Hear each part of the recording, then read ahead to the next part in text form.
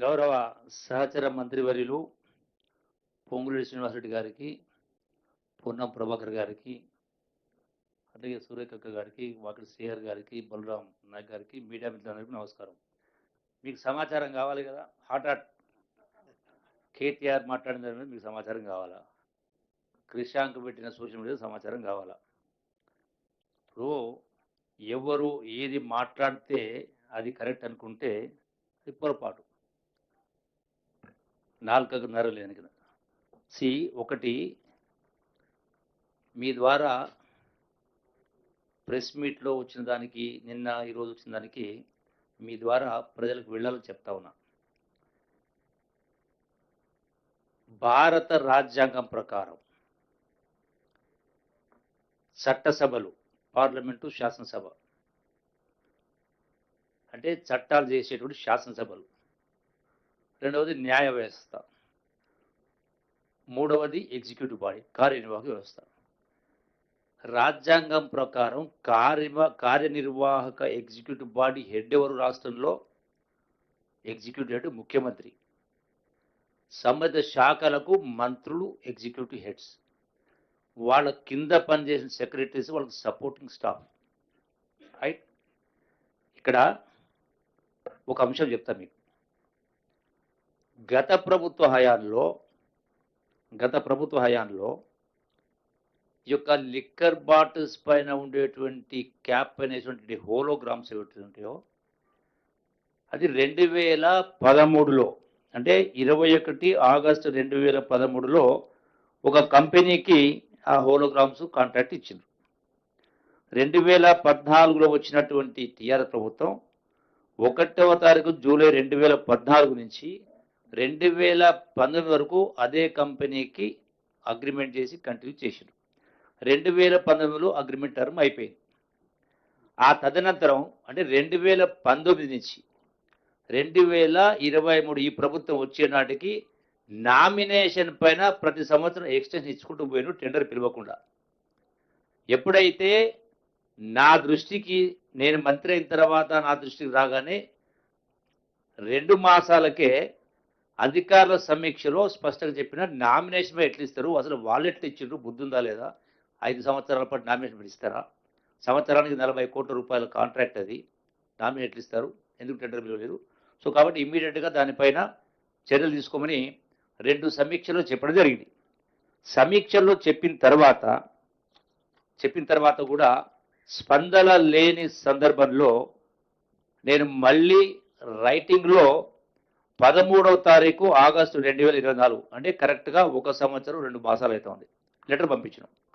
తర్వాత 24 సెప్టెంబర్ 2024లో మళ్ళీ నోటు పంపించినాం, ఎందుకు చేయట్లేదని. మళ్ళీ 27 సెప్టెంబర్ 2024లో మళ్ళీ కూడా నోటు పంపించినాం. అట్లాగే 17 అక్టోబర్ 2024లో మళ్ళీ కూడా వాళ్లకు నోటు పంపించి రిమైండర్ పంపించినాం. మళ్ళీ 9 డిసెంబర్ 2024లో కూడా పంపడం జరిగింది. అంటే ఏమని చెప్పినాం? ఏదైతే ప్రపంచంలో బెస్ట్ టెక్నాలజీ అవుతుందో ఆ టెక్నాలజీని ఐడెంటిఫై చేసి expression of interest, EOI, expression of interest చేసి టెక్నాలజీ ఐడెంటిఫై చేసి ఆ టెక్నాలజీ ప్రకారం టెండర్ పిలవండి అన్నాం. దానికి సంబంధించి ఆ కమిటీ ఏర్పాటు చేయడం జరిగింది. ఆ కమిటీకి చైర్మన్గా ప్రిన్సిపల్ సెక్రటరీ రిజ్వీని ఏర్పాటు చేసినాం. అంటే దగ్గర ఆల్మోస్ట్ 1 సంవత్సరం 4 మాసాలు 3 మాసాలు అవుతా ఉంది. కమిటీ చేసిన తర్వాత కమిటీ మీటింగ్లో పెట్టలేవాడు, కాలయాపన చేసిండు. నా నోట్స్ రెగ్యులర్గా పోయిన తర్వాత 4-5 పర్యాలు రిమైండర్స్ నోట్స్ ఇచ్చిన తర్వాత, అంటే ఆదేశాలు, మంత్రిగా నా బాధ్యత, ఆదేశాలు ఇచ్చిన తర్వాత వాళ్ళు స్పందించలే. చివరికి స్పందించి వాళ్ళు ఏదో ఎక్స్ప్రెషన్ ఆఫ్ ఇంట్రెస్ట్ ఒక టెండర్ పిలిచింది. ఆ టెండర్కు స్పందనగా సుమారుగా 23-4 అప్లికేషన్ వచ్చినాయి. వచ్చి కూడా సుమారుగా 4-5 మాసాల పైన దాటిపోయింది. 4-5 మాసాలు దాటిన తర్వాత కూడా వాళ్ళు ప్రజెంటేషన్ ఇవ్వాలా, వాళ్ళు ప్రజెంట్ టెక్నాలజీలో కంప్యూటర్ పెట్టి మాది ఇది ఇదని ఇవ్వాలా. ఇప్పటి వరకు ఆ కార్యక్రమం మొదలు పెట్టలే. అంటే ప్రభుత్వం అంటే మంత్రి అంటే ప్రభుత్వం, చట్టం ప్రకారం, యాక్ట్ ప్రకారం, రూల్స్ ప్రకారం డైరెక్షన్ ఇచ్చి ఆదేశాలు ఇచ్చిన తర్వాత స్పందించకపోయిన సందర్భంలో దీనివల్ల గతంలో మనం చూసినాం. గత ప్రభుత్వ హయాంలో ఈ ఈ యొక్క ఈ హోలోగ్రామ్స్ అనేది కరెక్టా? బోగసా? అక్కడక్కడ దొంగతనాలు చాలా దొరుకుతా ఉన్నాయి. సో, ఈ లోగోస్ కూడా అనే కింద. సో, మీరు స్పీడప్ దీనివల్ల ప్రభుత్వానికి ఆర్థికంగా నష్టం జరుగుతది. ఎందుకు ఆలస్యం చేస్తామని చెప్పిన ఇన్ని సందర్భాలు చెప్పిన తర్వాత కూడా ఈనాటికి కూడా చర్యలు తీసుకోని కారణంగా ట్రాన్స్‌పరెంట్‌గా చేయమని చెప్పినాం. దానికి కమిటీ చైర్మన్ ఆయన్నే. నేనన్నారు కదా! కేటీఆర్ మాట్లాడుతూ, ఇంకొకరు మాట్లాడుతూ అది నిజాయితీ గల అధికారని. మరి ఆ నిజాయితీ గల అధికారికే నేను ఇచ్చిన గదా! చైర్మన్‌గా.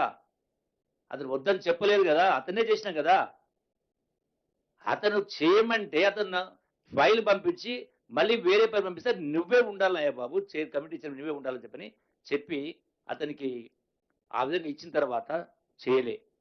మరి చెయ్యని సందర్భంలో నేను మొన్న అక్టోబర్ 11 తారీఖునే చీఫ్ సెక్రటరీ గారికి నిన్న గాదు అక్టోబర్ 11న చీఫ్ సెక్రటరీ గారికి నేను లెటర్ పంపించిన.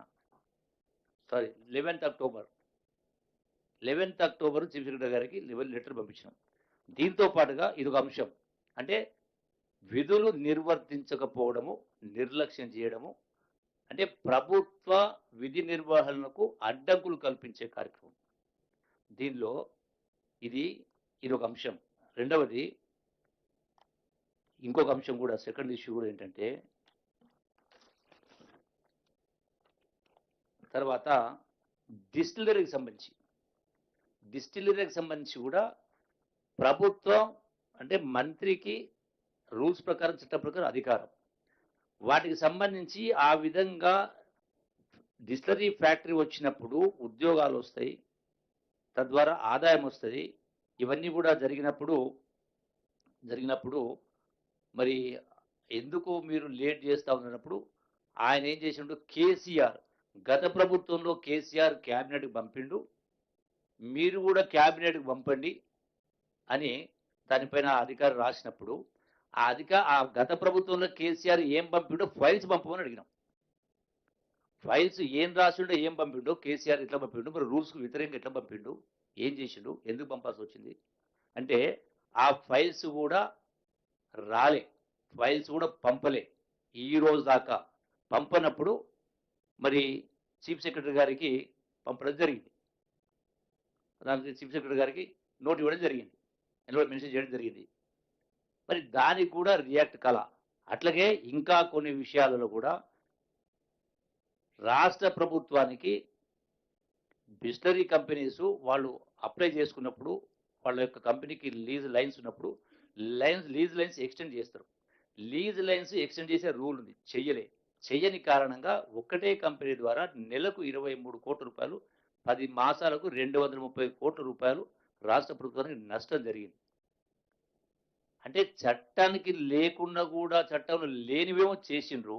చట్టాలు ఉన్నవేమో చేయలేదు. అది దాని మూలంగా వీళ్ళ పైన మరి ఈ విధంగా ప్రభుత్వ విధులను అడ్డుకునే కార్యక్రమం జరుగుతా ఉంది. రాష్ట్రానికి నష్టం జరుగుతా ఉందని చీఫ్ సెక్రటరీకి కంప్లెయింట్ చేయడం జరిగింది. నేను నిన్న చేసింది కాదు అది 11th అక్టోబర్ 2023.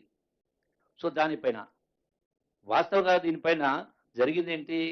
మీరందరూ అనుకున్నట్టుగా ఏదో ఇది పంపినందుకే దీనికోసమే ఏదో ఉద్యోగం వదిలేసి వాలంటరీ రిటైర్మెంట్ తీసుకుని మీరు మాట్లాడుతూ ఉన్నారు.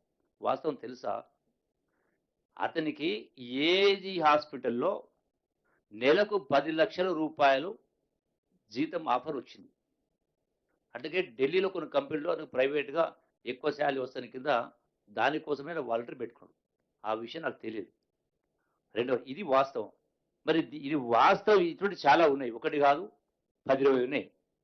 అన్నప్పుడు ప్రభుత్వ పరంగా, చట్టపరంగా ప్రభుత్వం ఆర్డర్స్ ఇచ్చినప్పుడు ప్రభుత్వానికి మేలు జరిగేది, ఉద్యోగాలు వచ్చేది, ఆదాయం వచ్చేది చేయనప్పుడు ఇది నేను ప్రశ్నించడం నాకు తప్పైతదా? ఆయన కమిటీ చైర్మన్ పెట్టడం నాకు తప్పైతదా?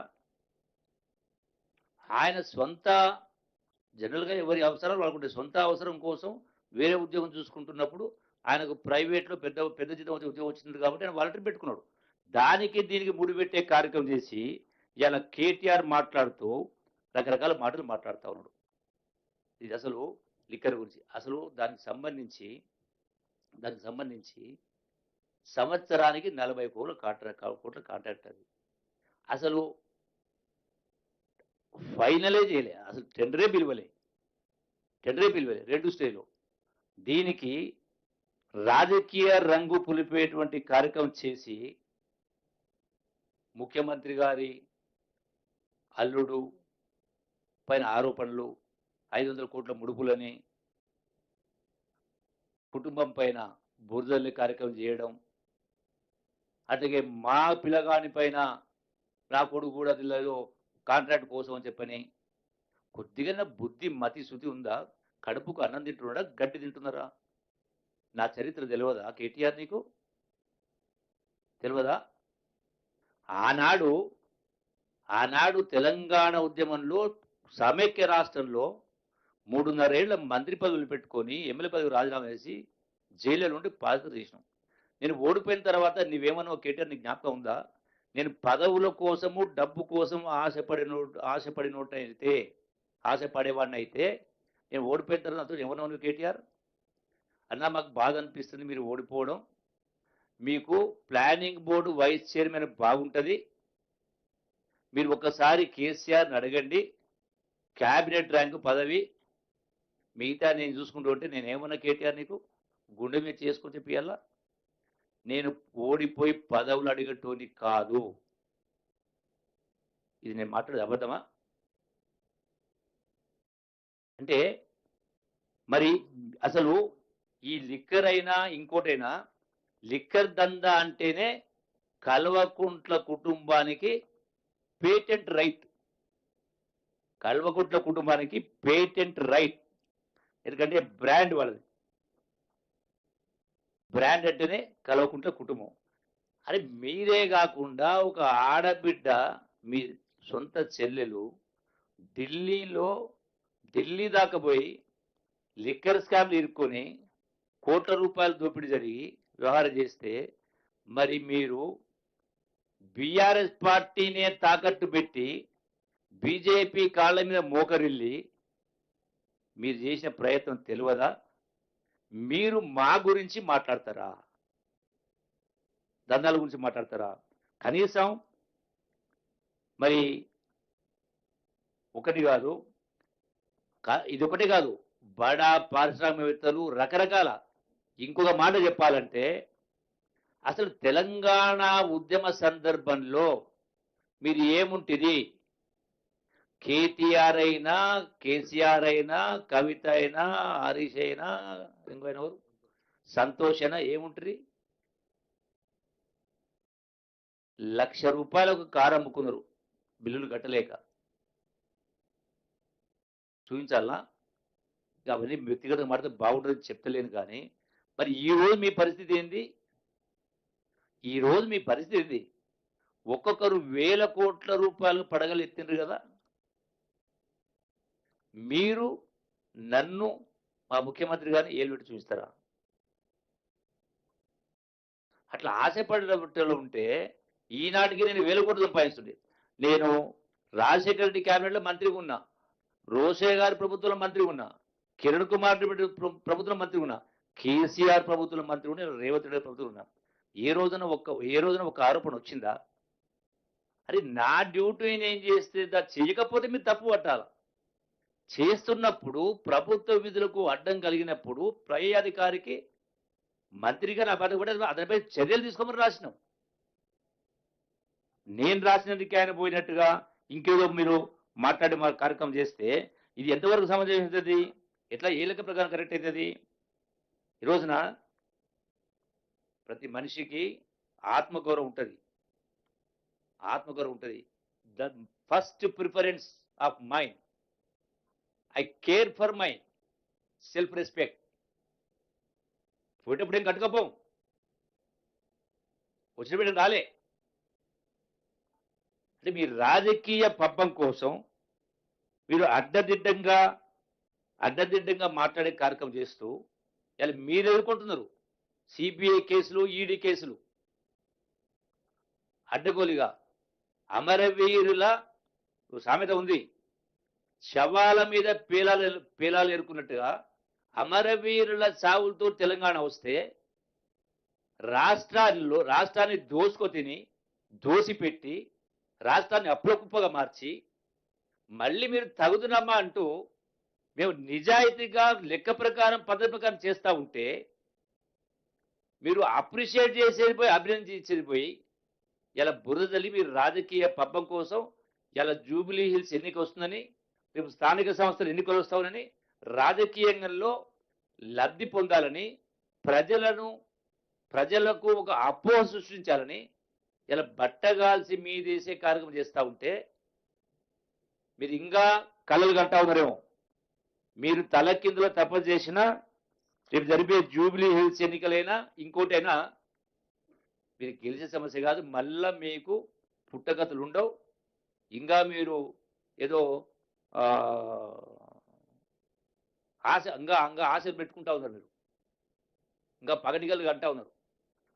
ప్రతి దాన్ని కూడా తప్పు పట్టే కార్యక్రమం అంటే మసిమూసి మారే కార్యక్రమం. ఉదాహరణకు నేను గతంలో ఆదిలాబాద్లో ఏం మాట్లాడినా నేను మాట్లాడింది ఏంది, మీరు సోషల్ మీడియాలో మీరు ప్రెస్ మీట్ చెప్పింది ఏంది, నేను స్పష్టంగా చెప్పిన ఆ రోజు చెప్పినా మళ్ళీ కూడా చెప్తున్నా ఈరోజు మళ్ళీ కూడా చెప్తున్నా. నేను 7 పర్యాలు పోటీ చేసిన ఏ రోజు కూడా నేను హామీలు ఇవ్వలేదు. అయినా నన్ను 6 పర్యాలు గెలిపించిందని నేను మాట్లాడితే దీన్ని వదిలేసి వచ్చే 10 సంవత్సరాలకు కాంగ్రెస్ రాదంట మంత్రి మాట్లాడినని ఇంత దిగజారు దానిపై నేను ఛాలెంజ్ చేసిన. దానిపైన ఆ రోజు ఛాలెంజ్ చేసిన. ఏడుకొస్తారా బజార్కి అని 2 మైకులు పెట్టుకున్నా మొత్తం వీడియో క్లిప్ చూపించమని. అంటే అందుకే ఇట్లా ఈ విధంగా కేవలం ప్రజలు మభ్యపెట్టే కార్యక్రమం చేస్తూ మీరు బురదలేటువంటి కార్యక్రమం చేస్తూ ఉన్నారు. మీరే ఇలా పెట్టింది ఈ రోజున లిక్కర్ అంటేనే మీకు పేటెంట్. లిక్కరే కాదు, అవినీతి అంటే అడ్రస్ మీరే, దోపిడీ అంటే అడ్రస్ మీరే. రాష్ట్రాన్ని అలా అప్పులు కుప్ప చేసి మళ్ళీ ఉల్టా చోరు కోతవాళ్ళు అన్నట్టుగా మాట్లాడుతున్నారు.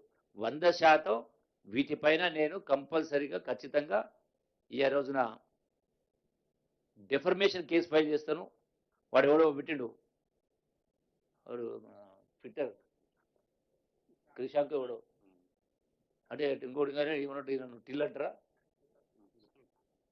నువ్వు బాధ అనిపిస్తుంది. తప్పు చేసినాడు ఉమ్మిస్తే తుడిచేసి ఉంటారు కొందరు.